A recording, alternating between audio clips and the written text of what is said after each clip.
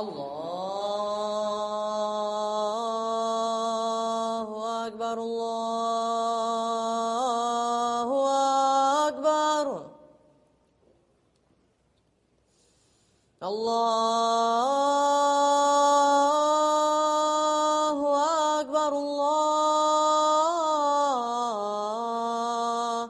Akbar. أشهد أن لا إله إلا الله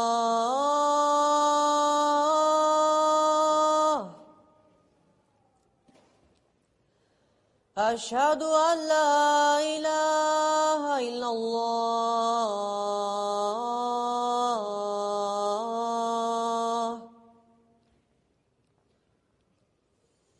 أشهد أن محمدا رسول الله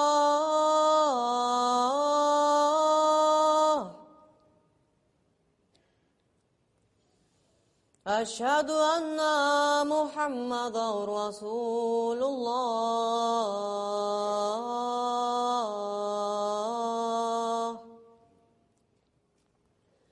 حي على الصلاة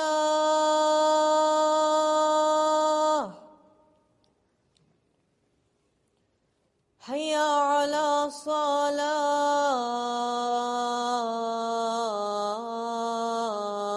الصلاة حي على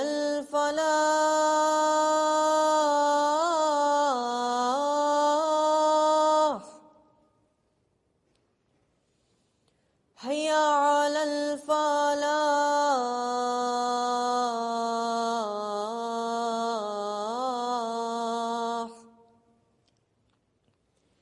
الله أكبر الله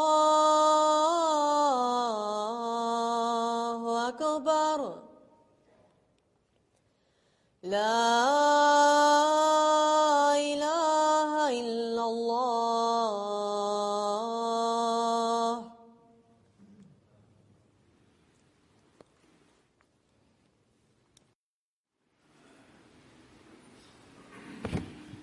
السلام عليكم ورحمة الله.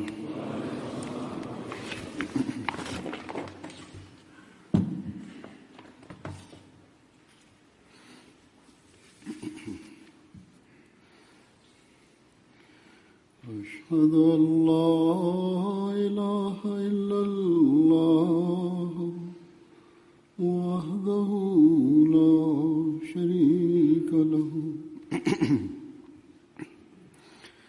وأشهد أن محمدا عبده ورسوله أما بعد فأعوذ بالله من الشيطان الرجيم بسم الله الرحمن الرحيم الحمد لله رب العالمين الرحمن الرحيم مالك يوم الدين إياك نعبد وإياك نستعين اهدنا الصراط المستقيم صراط الذين أنعمت عليهم غير المغضوب عليهم ولا الضالين.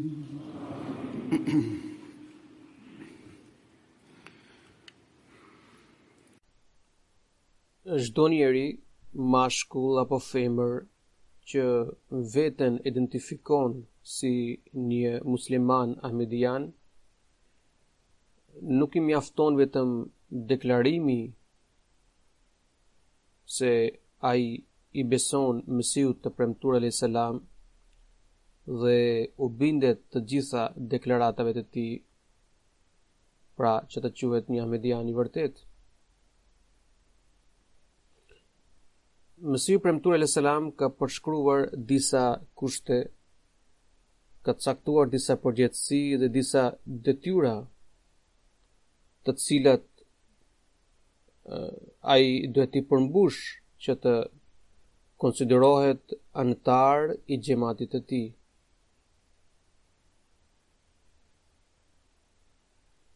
Shkurt, emri Ahmedian nuk fitohet vetëm duke ndryshuar bindjet fetare apo duke besuar që jam Ahmedian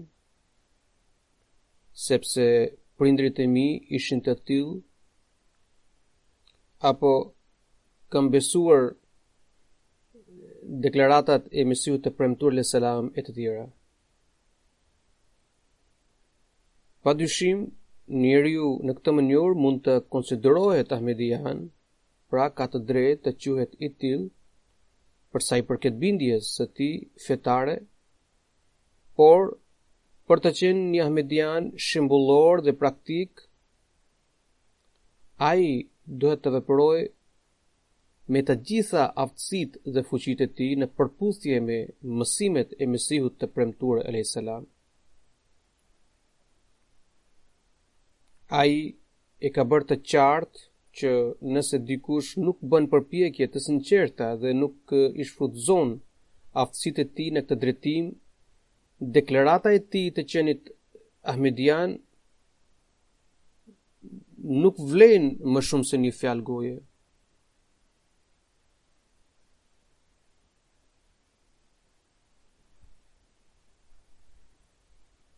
Mesiu premtuar alayhis salam ka përshkruar betin si dorëzim para Zotit, pra sikur njeriu të dorëzohet para Zotit, që do të thotë që ne ja kemi shitur veten ton Zotit, pra nefsin ton ja kemi dorëzuar Zotit. Kur ne i shesim diçka dikujt, ne heqim dorë nga të gjitha të drejtat tona ndaj atij sendi, ndaj asaj gjëje, dhe tashmë blerësi bëhet pronar i tij legjitim dhe absolut, dhe ai e përdor atë gjë, atë send, siç e ka nda, siç dëshiron ai. E njëjta ndjesi dhe përjetim duhet t'i ngjallim vetdijes son, ndërgjegjes son, dhe një sjellje e tillë duhet të mbajmë karshi shpirtit ton, karshi nefsit ton. Mesiu premtuar alayhis salam na ka diktuar, na ka përshkruar gjithashtu hapat që na shpihen drejt kësaj vetdije dhe kësaj ndërgjegje. Dhe sipas tij, fillimisht bet bërsi, pra ai që bën beslidhje me Mesiun e premtuar alayhis salam, me xhamatin e tij. Betbërsi duhet i përmbahet përullësisë dhe modestisë, dhe si dhe të heqë dorë plotësisht nga egoizmi dhe individualizmi.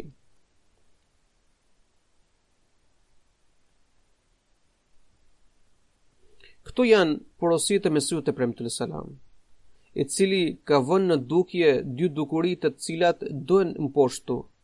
Egoizmi nganjëherë mbërthen njeriu duke mos i lënë asnjë mundësi shpëtimi. Pra e shtrëngon, e mbërthen në këtë mënyrë që nuk e lë asnjë mundësi për të shpëtuar. Një gjë e tillë kam parë gjatë vizitës sime, kur një Ahmedian me përgjegjësi në xhamat, i cili kishte një detyrë në xhamat, thjesht për shkak të inatit, për shkak të konfliktit me kolegun tjetër Ahmedian, nuk erdhi në xhami për të falur namaze, edhe pse isha i pranishëm atje. Egoizmi dhe interesat personale i kanë pushtuar disa njerëz aq keq, saqë shkelin në përkëmbë betimin e tyre të bindjes ndaj kalifatit.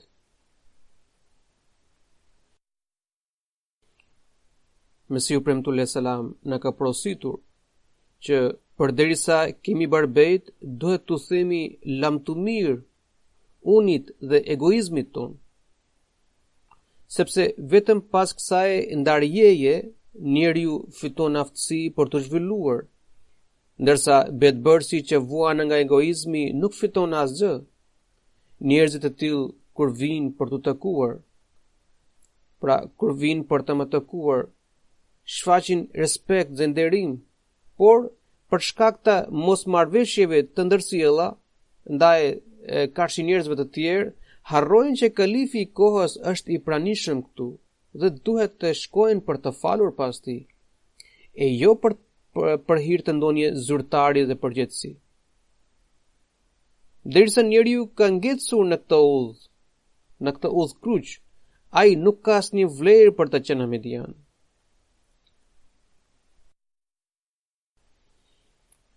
Dorëzimi i vetes shkakton përullësi, sjell përullësi dhe modesti tek njeriu. Pra ai duhet të mposhtë dhe të mund unin dhe të largohet egoizmit.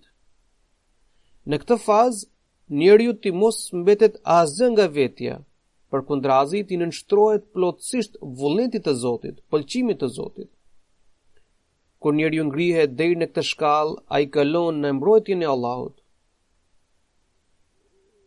Kur jetën i dorëzon Allahut, atëherë Zoti e çmon jetën e tij dhe e mbron nga çdo gjë e keqe.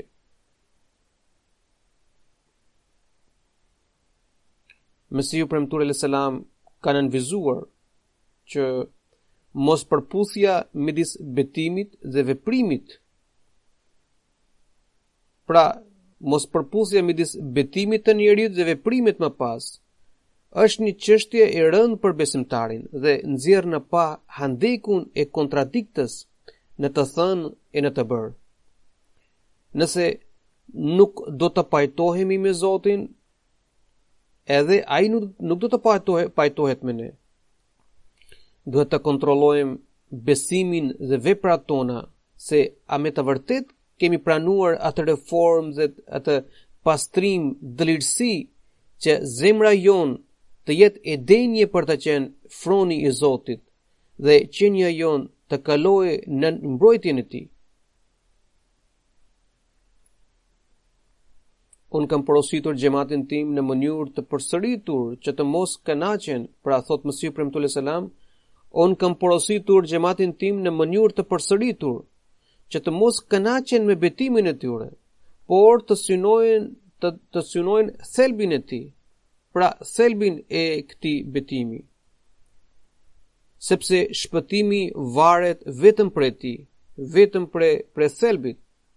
Unë ju porosis sërish që të bëheni të pastër e të dëlirë njësoj si sahab. Nëse do të vështrojmë jetën e sahabëve, do të shohim që ata kishin ndryshuar kryekëput jetën e tyre, dhe armiqsinë dhe hasmërinë e viteve, madje të brezave, i kishin zvendësuar me dashuri, pajtim dhe vëllazëri, e jo që ti kthen shpinën xhamis vetëm për shkak të një mosmarrveshje momentale. Ata ishin të pashkolluar e të paqytetëruar, por duke dorëzuar veten Zotit, ata u bën të shenjtë dhe pishtar të dijes. Këtë betim e vërtetuan me gjithë zemër dhe shpirt, se gjithçka që posedonin tashmë i përkiste vetëm Zotit. Kur u penduan për idhujtarin, kur u penduan dhe hoqën dorë nga idhujtaria, u munduan të largohen nga të gjitha format e shirkut të fshehtë.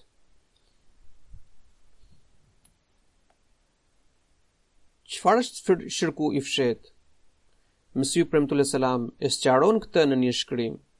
Ai shkruan: shirku nuk nënkupton vetëm adhurimin e gurve e të tjera, por edhe adhurimi i mjeteve, si dhe animi ndaj të adhuruarve të kësaj bote përbën shirk. Cilët janë të adhuruarit të kësaj bote?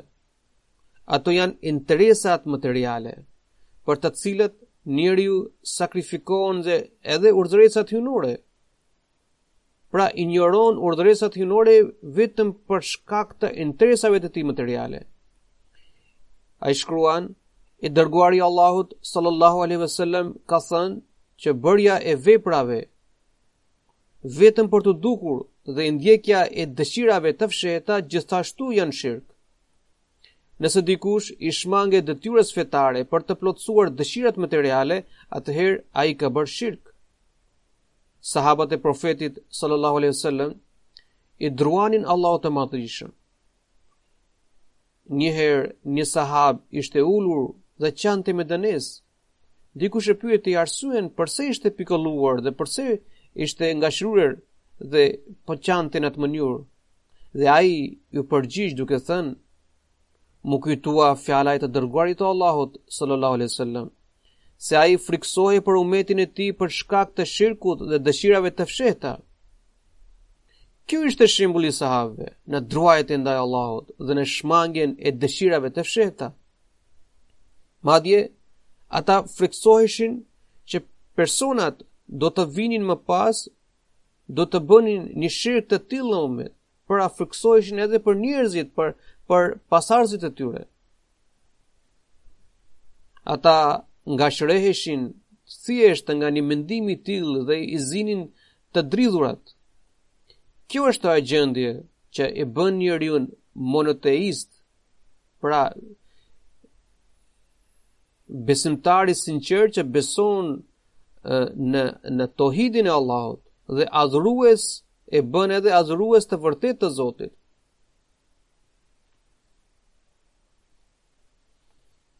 Mesihu premtuar selam ka thënë që tohidi, pra njëshmëria e Zotit, nuk është vetëm shqiptimi i fjalëve la ilaha illallah, ndërsa në zemër të ketë mira idhue.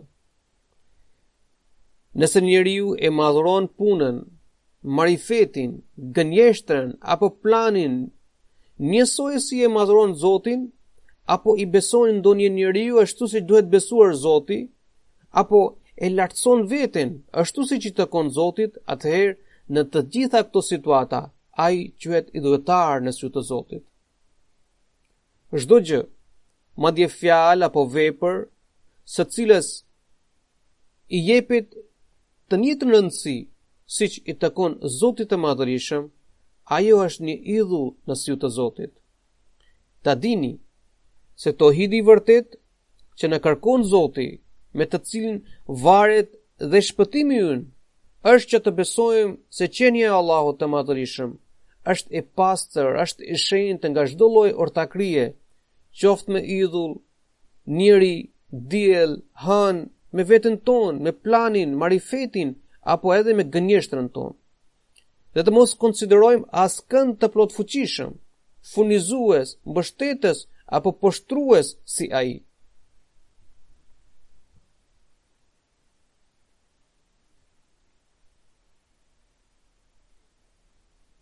Ky është kushti i parë i Islamit, i cili përbën bazën e Ahmediatit, pra Islamit të vërtet.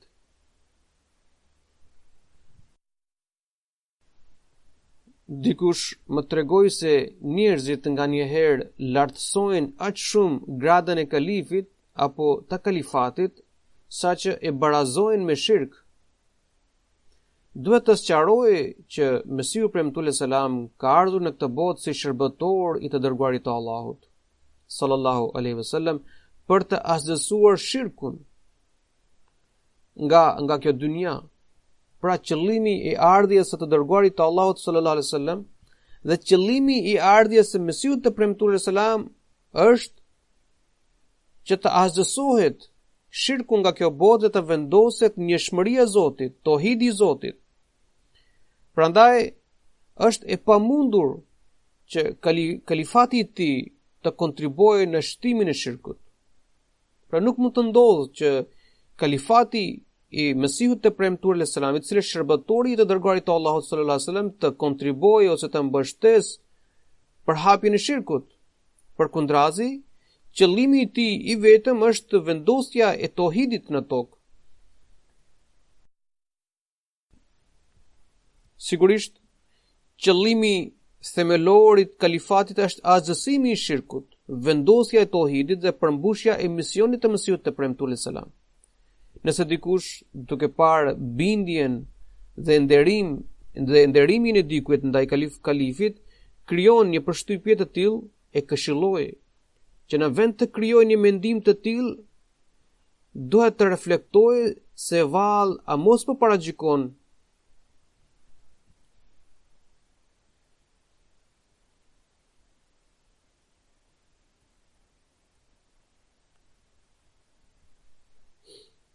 pra nëse ai ka krijuar këtë përshtypje thjesht në bazë të paragjykimit, atëherë nëse ai ka krijuar këtë përshtypje thjesht në bazë të paragjykimit, atëherë ai duhet të largohet nga paragjykimi.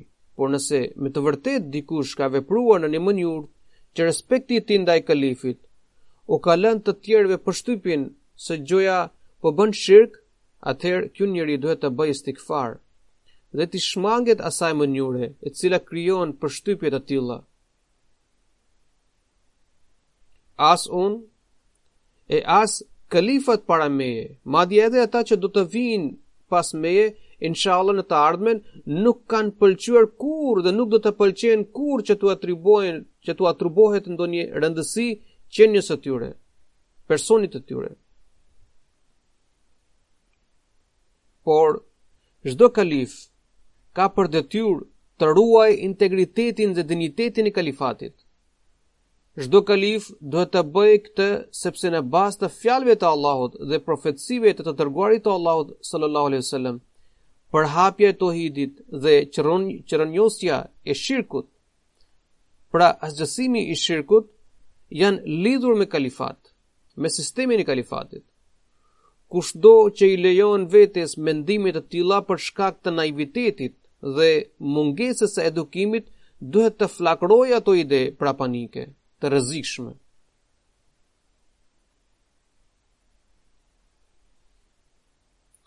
Pas vendosjes së tohidit dhe largimit nga shirku, Mesihu premtuar selam ka caktuar ndjekësve të tij një synim të rëndësishëm. Ai na ka tërhequr vëmendje për të shmangur gënjeshtrës dhe dobësive të tjera morale.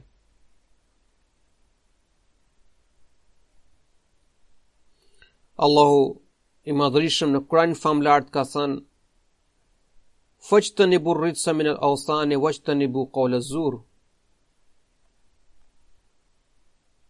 Pra, largohuni prej ndjurësisë së idhujve dhe largohuni prej fjalës së rreme. Surja Al-Hajj, ajeti 31. Mesihu premtuar selam ka shtjelluar më tej këtë porosi duke thënë: Kurani famlart ka cilësuar gënjeshtrën si një ndotësi dhe fëllitësi. Shikoni në këtë ajet, Zoti ka krahasuar gënjeshtrën me idhull. Me të vërtetë, edhe gënjeshtra është një lloj idhulli. Ndryshe, njeriu nuk do të shmanges të vërtetës e të anohej nga rrema. Ashtu siç idhulli nuk ka asgjë brenda. Edhe gënjeshtra nuk përmban asgjë përveç trillimeve. Gënjeshtra është një idhull. Gënjeshtra është një idhull dhe njeriu që i mbështetet gënjeshtrës nuk i beson më Zotit dhe kështu gënjeshtari privohet nga besimi në Zot. Pra, përderisa dëshmojmë se besojmë në njëshmërinë e Zotit dhe që jemi musliman të vërtet, ne duhet të shkullim e të përzëm gënjeshtrën dhe gënjeshtarin nga radha jonë, nga shoqëria jonë. Dhe të asgjësojmë këtë ndotësi nga mjedisi ku jetojmë.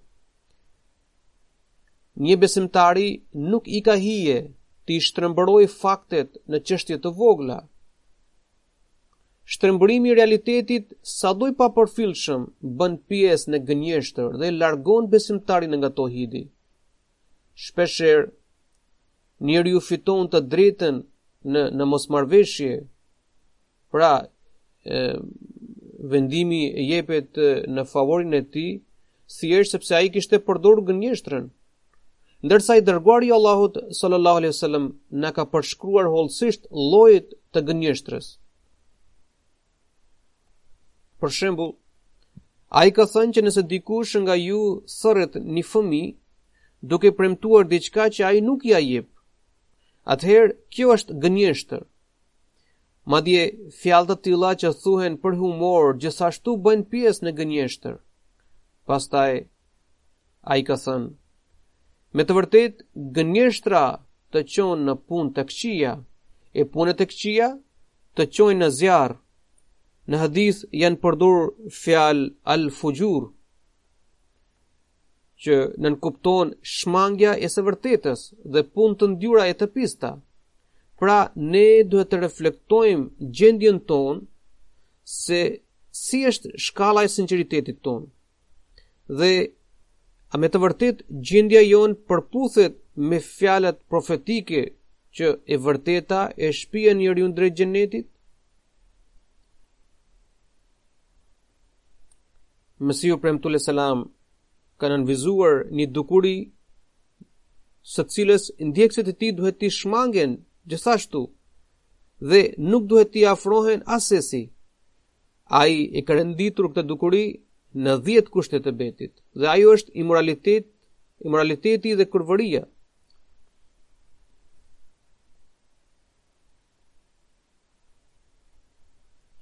Kurvëria nuk është vetëm marrëdhënia jashtëmartësore. Allahu ka thënë në Kur'an: "Wala taqribu zina." Mos ju afroni imoralitetit. Surja Al-Isra ajeti 33.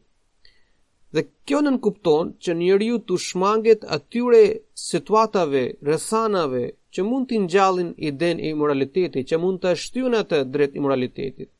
Pra, nuk duhet të afruar imoraliteti si një akt, por duhet shmangur edhe situata që e nxit njeriu drejt tij. Ai duhet të largohet atyre shtigjeve që i çojnë drejt këtij mëkati, apo drejt mundësisë apo rrezikut të këtij mëkati. Sot filmat apo programet televizive, pra telenovelat, promovojnë hapur kurvërinë apo marrëdhëniet jashtëmartësore. Pra promovojnë imoralitetin. Prandaj çdo musliman ahmedian duhet të shmanget këtyre mundësive dhe mjeteve që e mbështesin, që e promovojnë imoralitetin. Një ndër arsyet që shkaktojnë konflikte apo prishin edhe lidhjet familjare, martësore, pra lidhjet bashkëshortore, është që bashkëshorti ndjek programe të tilla në televizor apo në internet.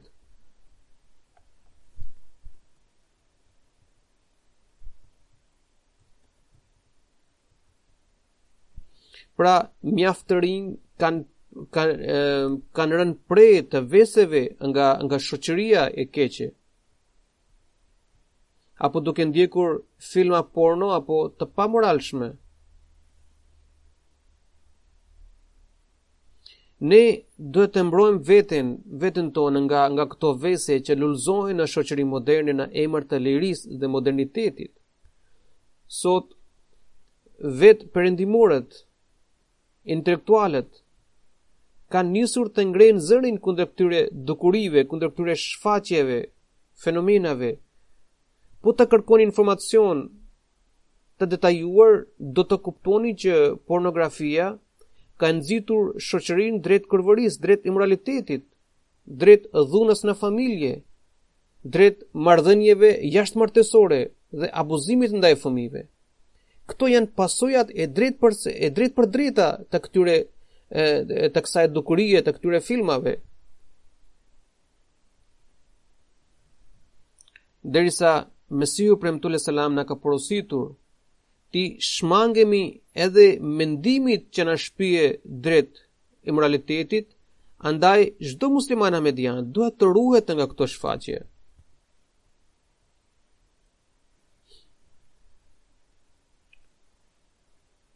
Mesihu premtulle selam na ka tërhequr vëmendjen ndaj shmangjes së çdo lloji padrejtësie dhe mizorie.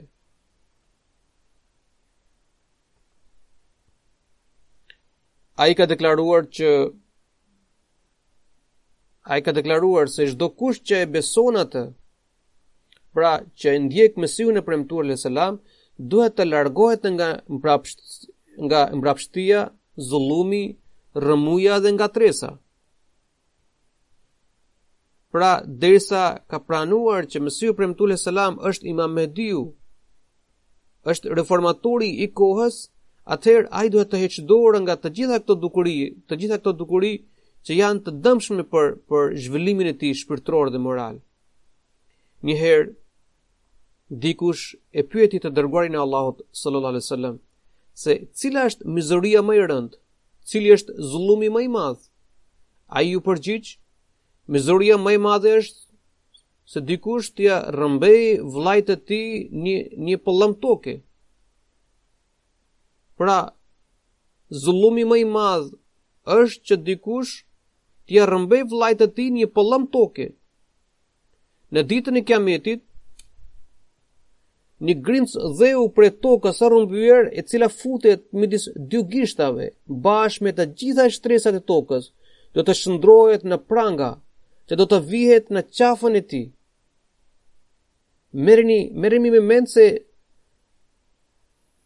sa të gjëra janë shtresat e tokës dhe sa i rënd do të jetë ky ndëshkim për njeriu. Padyshim, njeriu nuk mund të imagjinojë përmasat e këtij ndëshkimi. Mohimi i të drejtave është një zullum dhe mëkat i rënd, nëse ne u themi krenarisht të tjerëve se mësimet më të mira për mbrojtjen e të drejtave të njerëzit gjenden në Islam, i cili në vend të të drejtave na porosit për t'u përgjigjur detyrave tona ndaj të tjerëve, por nëse krahas këtij deklarimi, nëse veprat tona përgënjeshtrojnë këtë deklarat, atëherë jemi gënjeshtar dhe gjunaqar. Çdo musliman ahmedian duhet të analizojë sjelljen e tij.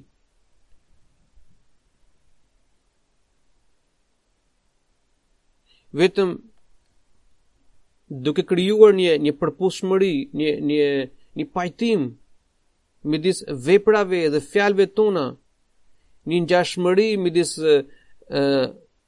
veprave dhe fjalëve tona, mund të arrijmë më shumë rezultate në thirrje drejt Islamit dhe mund të krijojmë përshtypje të mira të tjerët.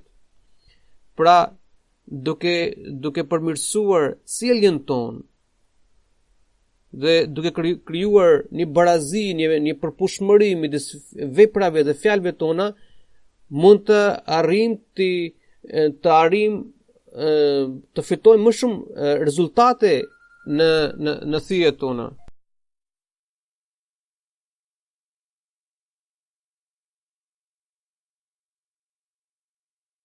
Mesihu premtuar alayhis salam na ka caktuar si kriter që të mos lejojmë as mendimin e së keqes të kalojë në mendjen tonë, e le të abuzojmë me dikë.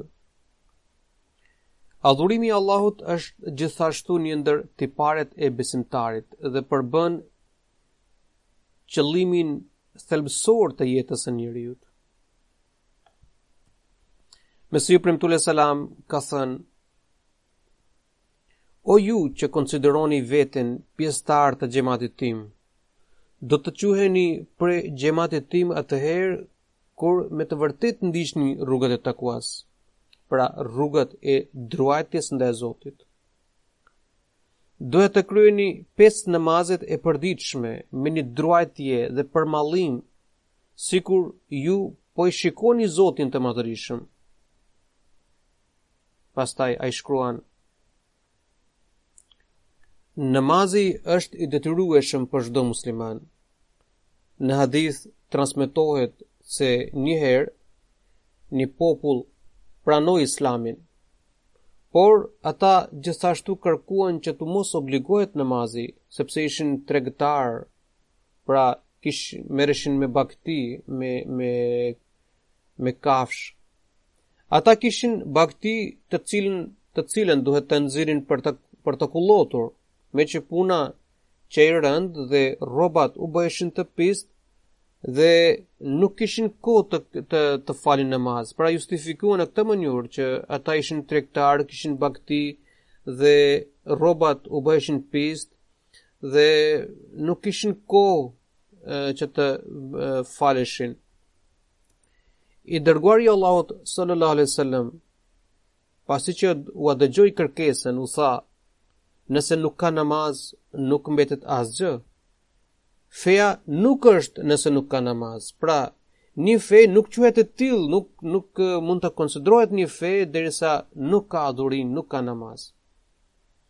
Mesiu premtues selam shkruan: çfarë është namazi? Ti paraqesim pa fuqinë, për udhësinë dhe dobësitë tona Zotit dhe ti kërkojmë zgjidhje dhe mbështetje. Besnikëria ndaj Zotit, druajtja ndaj Tij dhe kujtimi i Tij në shpirt dhe zemër quhen namaz. Njeriu që kërkon lirimin nga namazi nuk ka arritur asnjë dallim ndaj gjallësave të tjera. Vetëm ngrënia dhe fjetja si kafsh nuk përputhet me besimin. Pra kjo sjellje shtazore nuk përputhet me besimin. Madje i shkon për shtat jetesës pa feve. Mesiu premtues selam ka shtjelluar hollësisht që adhurimi i Zotit është kriter dallues midis njeriut dhe kafshës. Nëse ne po shmangemi namazeve, adhurimeve, apo nuk po u kushtojnë vëmendjen e duhur, mund të kuptojmë lehtësisht se në cilën kategori gjendemi ne. Unë u kam tërhequr vëmendje antarëve të xhamatit që nëse xhamia apo qendra e faljes, pra falltoria e xhamatit, ndodhet larg prej shtëpive të tyre, atëherë disa familje që kanë shtëpi afër njëra tjetrës mund të caktojnë bashkërisht një vend ku ata mund të mblidhen dhe mund të bëjnë ibadet, mund të falen. Në këtë mënyrë ata do të fitojnë shpërblimin e namazeve, do të bëhen më të ndërgjegjshëm ndaj adhurimit, si dhe do të arrijnë të edukojnë brizat e ardhshëm me namaze dhe mësimet islame. Pra, në këtë mënyrë ata do të arrijnë të edukojnë edhe të ruajnë brizat e ardhshëm me edukimin e fesë islame, me mësimet e fesë islame. Ne tashmë po ndërtojmë xhami dhe nesër inshallah do të përurohet xhamia e re në Virginia. Megjithatë, nëse na mungon prirja dhe dëshira e ibadetit, atëherë çfarë dobie mund të fitojmë nga ndërtimi i xhamive? Unë vazhdimisht kam thënë që nëse zyrtarët e xhamatit, pra ata që kanë përgjegjësi në xhamat, në sistemin e xhamatit, dhe përgjegjësitë e organizatave si motra, për shembull Lejna Imaila, Khuddamul Ahmadiyya, Ansarullah, nëse ata fokusohen vëmendjen e tyre drejt popullimit të xhamive, ne lehtësisht mund të përmirësojmë numrin e besimtarëve në namaz, mund të shtojmë numrin e besimtarëve, mund të shtojmë numrin e xhamatit që vijnë rregullisht në për xhami. Lidhur me rëndësinë e namazit, gjejmë një thënie profetike, e cila me të vërtetë na trem zemrat. Ai ka thënë: vepra e parë për të cilën njerëzve do të kërkohet llogari në ditën e Kiametit është namazi. Nëse kjo llogari del mirë, ai arrin shpëtim dhe nga dhënjen. Por nëse kjo llogari përfundon keq, atëherë edhe robi dështon dhe del në humbje. Prandaj, në vend që të neglizhojmë dispozitën e namazit, duhet i kushtojmë vëmendjen e duhur. Allahu e mundësoft çdo musliman median të përmbush të drejtën e namazit, të përmbush të drejtën e Zotit. Mesiu premtues selam na ka tërhequr vëmendjen ndaj tahajjudit, ndaj namazeve nafile që bëhen në mënyrë vullnetare. I dërguari i Allahut sallallahu alaihi wasallam gjithashtu ka thënë që mangësia apo tëmetat që mbeten në namazet farze, Allahu i plotson përmes namazeve nafile.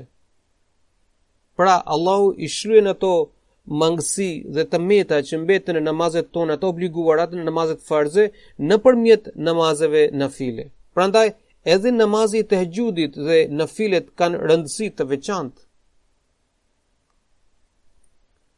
Një çështje tjetër me rëndësi ndaj së cilës çdo musliman ahmedian duhet të jetë i ndërgjegjshëm dhe i vëmendshëm është vëmendja e vyueshme për kërkimin e faljes, për gabime dhe mëkate. Njeriu është një krijesë e dobët dhe e brisht dhe pavarësisht përpjekjes së tij për të shmangur gabimeve, ai bie pre i mëkateve. Ai bie në kursin e mëkateve.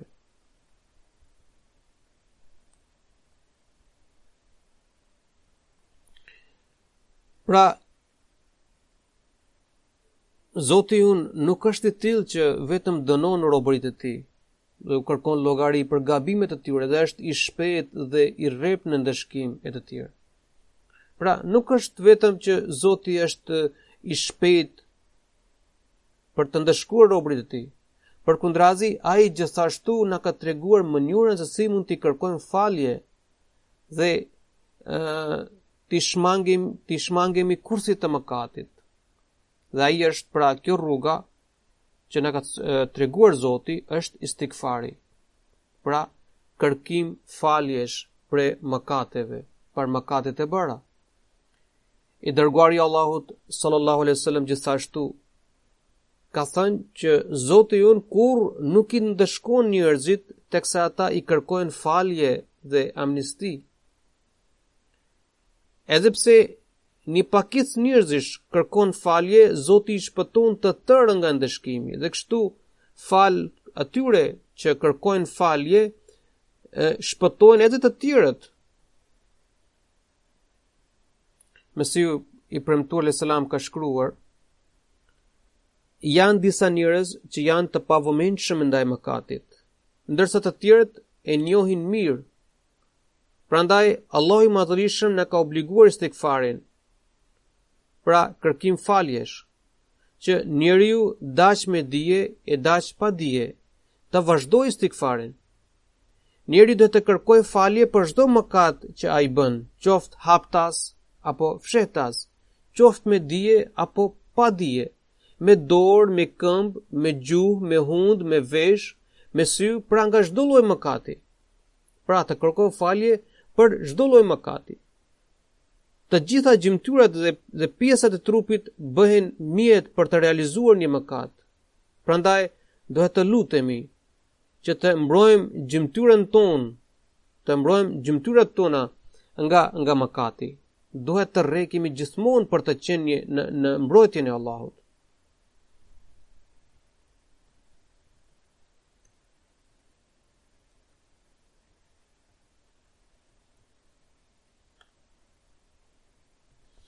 Mesiu i premtuar alayhis salam na ka porositur për të bërë këtë lutje të Kuranit. Kjo lutje është: Rabbana zalamna anfusana wa illam taghfir lana wa tarhamna lanakunanna minal khasirin. O Zoti ynë, kemi shkelur veten tonë. Nëse nuk do të na falësh dhe nuk do të na mëshirosh, do të bëhemi të humbur. O Zoti ynë, kemi shkelur veten tonë. Nëse nuk do të na falësh dhe nuk do të na mëshirosh, do të bëhemi të humbur. Surja Al-Araf, ajeti 24. Mesiu premtuar alayhis salam ka thënë: kur i kërkojmë fuqi Zotit, do me thënë i kërkojmë falje për mëkateve tona, ne mund të largojmë pa fuqinë tonë përmes ndihmës së Shpirtit të Shenjtë. Mesiu premtuar alayhis salam gjithashtu ka tërhequr vëmendjen ndjekësve të tij për të përmbushur të drejtat e njerëzve dhe për të shmangur çdo sjellje që u shkakton mundim dhe vuajtje të tjerëve.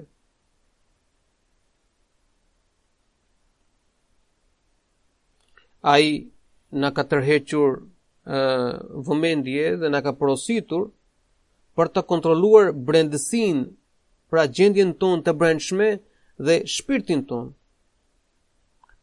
Ai ka thënë, a keni drojen dhe frikën ndaj Allahut dhe a keni dëmshuri dhe mirëdashje ndaj krijesës së tij? Sipas një hadithi i dërguari i Allahut sallallahu alaihi wasallam ka thënë, mos keni smir ndaj njëri tjetrit, mos u grindni, mos keni inat ndaj njëri tjetrit, mos mbani armiqësi dhe hasmëri ndaj njëri tjetrit, mos ndërhyuni në shitblerjen e dikujt tjetër, bëhuni vëllezër me njëri tjetër. Muslimani nuk bën zullum ndaj muslimanit tjetër, e as nuk e poshtron atë. Sjellja nënçmuese ndaj vllait musliman është e mjaftueshme për të pranuar sherrin e tij.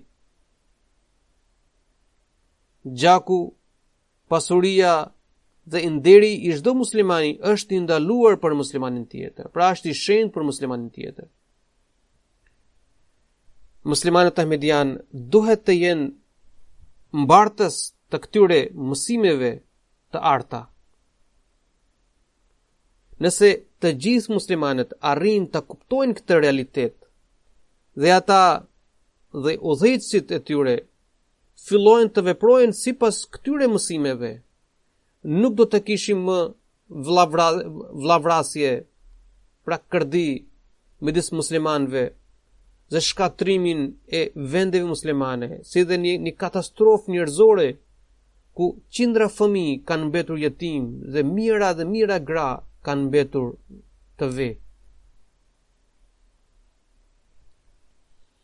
Një tjetër dukuri për të cilën Allahu i Madhërisht na ka tërhequr vëmendje dhe na ka porositur për të shmangur është mendimasia. I dërguari i Allahut sallallahu alaihi wasallam nëpërmjet porosive të tij të shumta ka paralajmëruar ummetin nga dëmet që ka nos kjo dukuri. Ai ka thënë, njeriu që vuan nga mendimasia në zemër, qoftë sa një kokër, nuk do të hyjë në xhenet. Mesih premtuar selam gjithashtu ka thënë, sipas mendimit tim, mënyra më e mirë për të arritur dëlirësinë është që njeriu të heqë dorë nga çdo lloj krenarie dhe mendimasie, qoftë për dituri, për preardhjen apo për pasuri. Ai ka porositur xhamatin e tij duke thënë, ai thot, unë i bëj porosi xhamatit tim që të ruhet nga mendimasia, sepse ajo është diçka tejet e urryer në sy të Zotit ton të lartë madhëruar.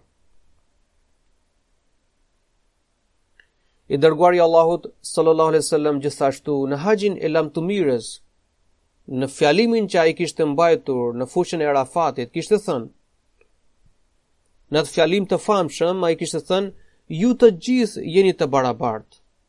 Duke qenë njerëz, të gjithë ju jeni të barabartë. Cili do fisi t'i përkisni, apo çfarë do statusi të keni. Njeriu me ngjyrë nuk gëzon as një përsi mbi një të bardhë dhe as një i bardhë nuk gëzon një përsi mbi njeri me ngjyrë. Një arab nuk ka i përsi mbi një jo arab dhe as një jo arab mbi arab. Ne kemi mësim për të përvetësuar përullësinë dhe barazinë, për të shmangur mendimasisë dhe krenarisë. Në botën jo muslimane, shoqëria bën dallimin ratësor në bazë të ngjyrës, në bazë të preardhjes. Madje disa liderë të bardhë shpallin superioritetin e të bardhëve, e përsinë e të bardhëve dhe aftësitë e tyre mendore dhe intelektuale ndaj racave të tjera. Kjo është shkalla e krenarisë së tyre. Çdo musliman ahmedian duhet të shmanget kësaj mënyre. Gjatë 2 takimeve, vajzat ahmediane më kanë shprehur se kanë ndjerë një lloj racizëm brenda xhamatit. Çfarë do lloj arsye që mund të ketë shtyrë rinin drejt këtij mendimi është plotësisht i pajustifikueshëm. Organizata e grave Lejna Maila, organizata e të rinjve Khudamul Ahmedia dhe organizata e burrave mbi moshën 40 vjeçare Ansarullah, si dhe sistemi i xhamatit duhet të studiojnë arsyen përse është ngritur kjo çështje. Nëse kjo ankesë është e drejtë, atëherë me shumë dashuri dhe mshuri dhe urtësi duhet larguar ky mendim apo përshtypje. Nuk ka nevojë që sistemi i xhamatit apo organizatat si motra të marrin masat në nxitim, por ata duhet të hartojnë programe edukative.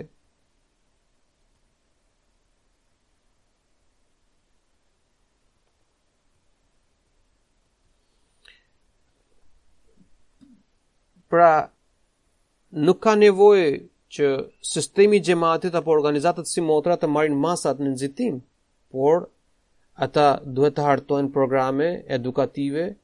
As nuk ka nevojë as për të zbuluar personin i cili ka thënë, i cili është shprehur në këtë mënyrë, por të hulumtohet arsyeja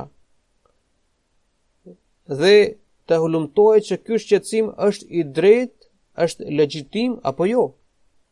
A mos janë problemet individuale që kanë formuar këtë përshtypje? Megjithatë, nëse kjo dukuri e shëmtuar ekziston brenda antarëve, duhet vepruar me dashuri dhe maturi për të qërënjosur atë.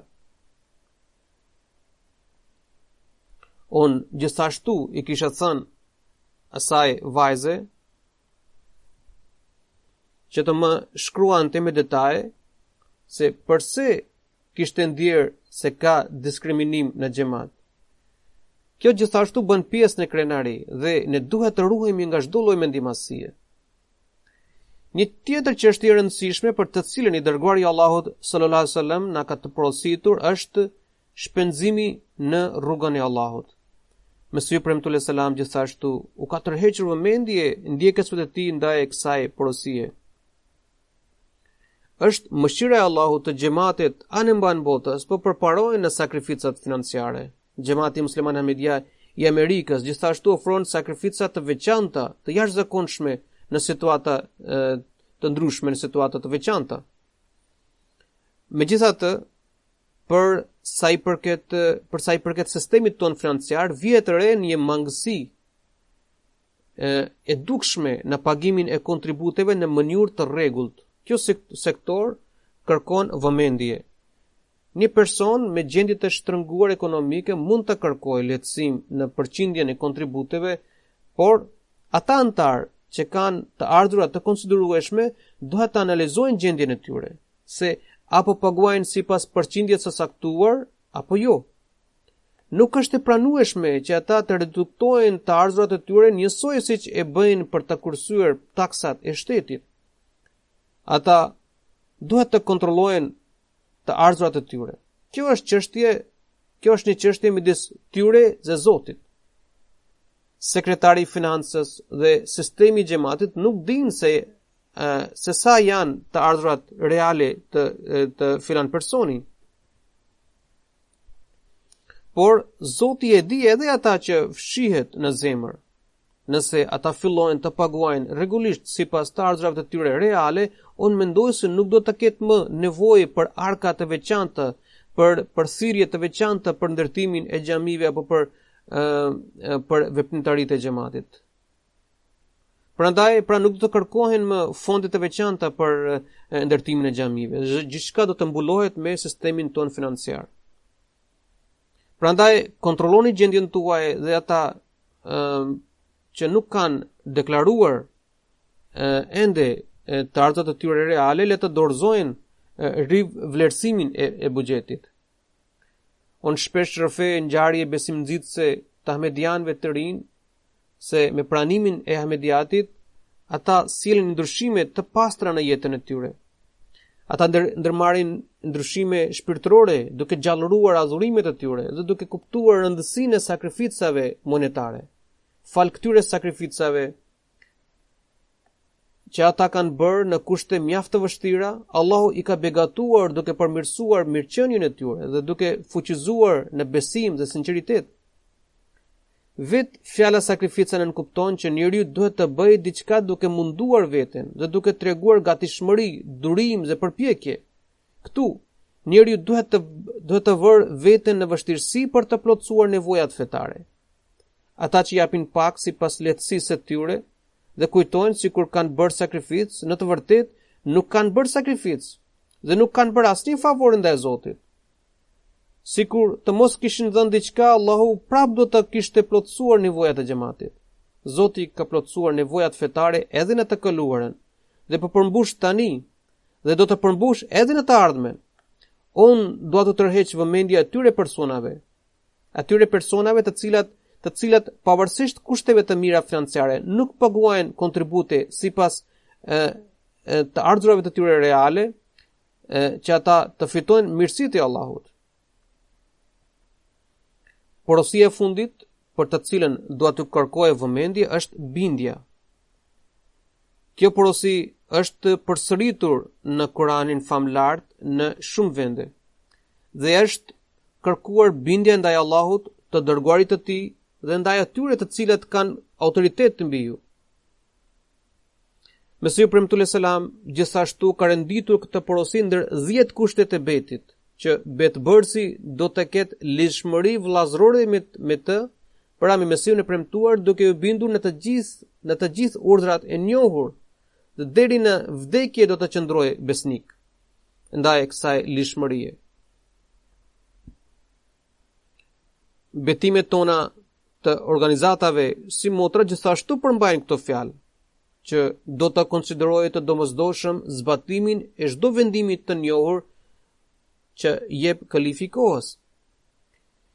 Disa persona me pikpamje të shtrembëra dhe sjellje hipokrite arsytojnë se jemi betuar që do t'i bindemi kalifit vetëm në çështje të njohura e të drejta, që janë të arsyeshme sipas tyre.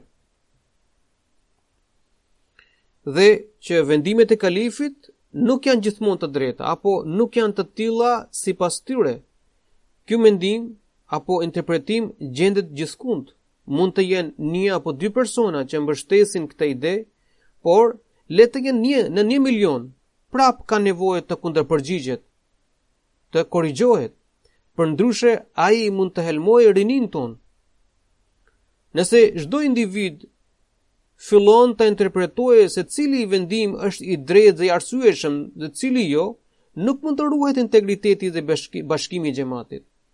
Hazret Kalifi i parë radhiyallahu anhu ka sqaruar këtë çështje. Ai ka thënë që njerëzit kanë gabuar në të kuptuarit e termit bindje ndaj urdhrave të ditura, dhe duke thënë që nuk do të binden urdhrave të cilat nuk i quajnë të ditura e të arsyeshme. Ky term është përdorur edhe për të dërguarin e Allahut sallallahu alaihi wasallam. Kurani famlar thot: "Wala ya'sinaka fi ma'ruf", se nuk do të kundërshtojnë ty në çfarë është e drejtë dhe arsyeshme. Tani, këta njerëz a kanë hartuar dhe listën e të metave e të dërguarit të Allahut sallallahu alaihi wasallam, se cila që fjala e drejtë dhe e arsyeshme dhe cila jo? Mesiu premtuar selam në tafsirin e këtij ajeti ka thënë: "Ky pejgamber ju urdhëron për ato vepra që nuk i kundërvihen arsyes." Pra, urdhrat e njohur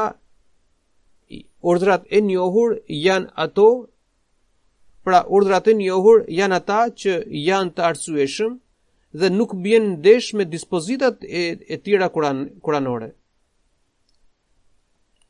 Në një hadith rrëfehet se i dërguari i Allahut sallallahu alaihi wasallam kishte dërguar një ekspeditë ushtarake në një vend, dhe gjatë misionit një herë ata vendosën kamp në një vend dhe ndezën zjarr.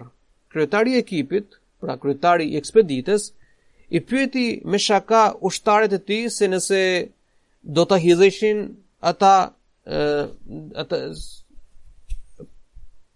pra ai pyeti me shaka ushtarët e tij se nëse do t'i urdhëronte për të hedhur në zjarr, a do të hidheshin ata apo jo? Disa i thanë se nuk do të bënin një gjë të tillë, derisa ajo ishte e gabuar dhe ishte e padrejtë dhe si vetvrasje. Disa të tjerë i thanë se bindja ndaj kryetarit është e domosdoshme në çfarëdo lloj rrethane. Kryetari i mbylli këtë bisedë duke thënë që e kishte pyetur vetëm me shaka. Kur ekspedita u kthye në Medinë dhe i dërguari i Allahut sallallahu alaihi wasallam mësoi këtë ngjarje, ai tha: "Mos u bindeni udhëheqësve tuaj nëse ata ju urdhërojnë për të vepruar në kundërshtim me Zotin." Ky është kuptimi i termit ma'ruf, se bindja ndaj atyre urdhëresave është e domosdoshme që burohen nga Zoti dhe i dërguari i tij sallallahu alaihi wasallam.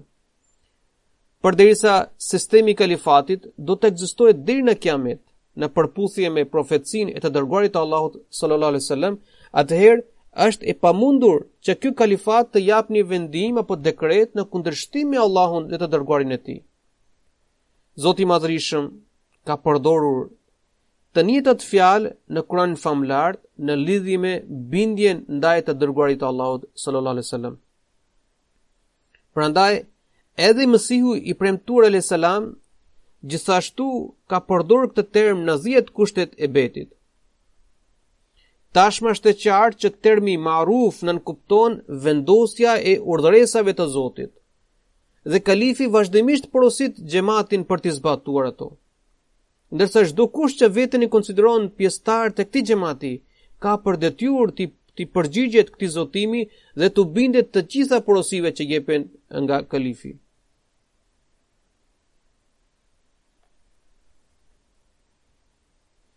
Hazret Kalifi i dytë radhiyallahu anhu gjithashtu ka thënë që edhe nëse jepet ndonjë vendim të gabuar, Zoti i cili është zotuar, Zoti i cili është betuar për dhe ka premtuar për mbrojtjen e këtij institucioni, nuk do të lejojë të dalin pasoja të këqija, madje do të krijojë kushte të favorshme që rrjedhojat e këtij vendimi të jenë në favor të xhamatit.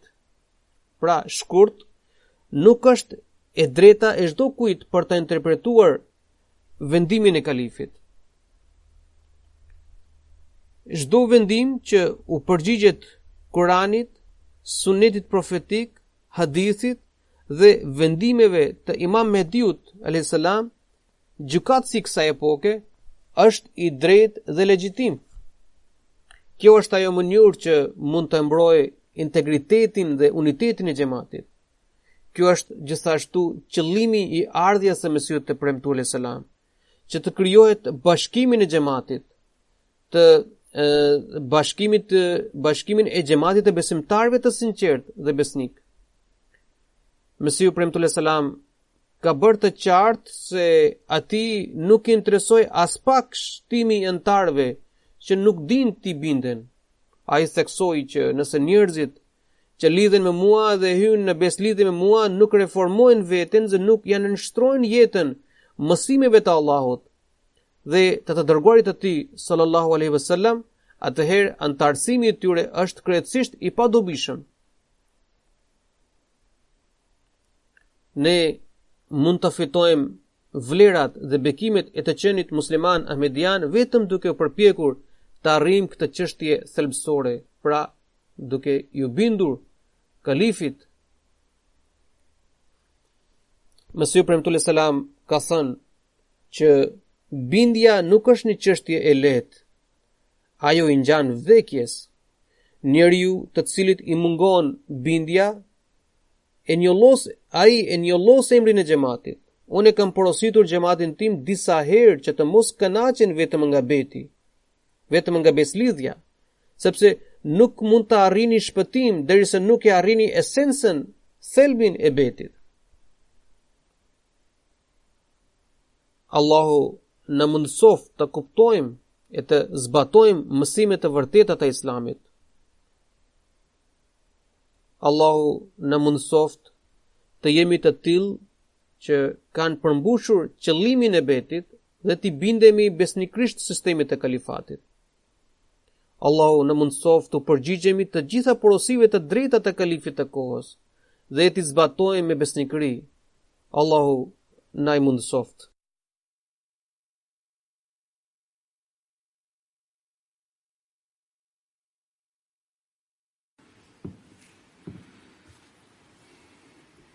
Alhamdulillah, الحمد لله نحمده ونستعينه ونستغفره ونؤمن به ونتوكل عليه ونعوذ بالله من شرور أنفسنا ومن سيئات أعمالنا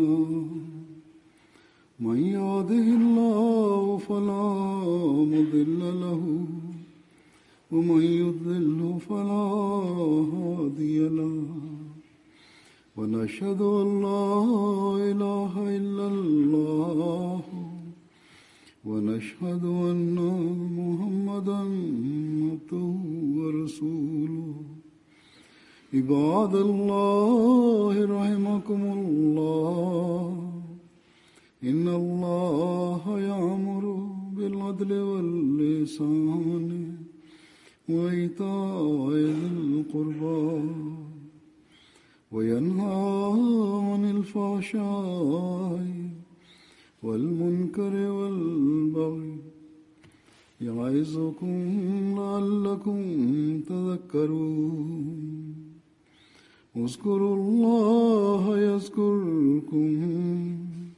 وادعوه يستجب لكم ولذكر الله أكبر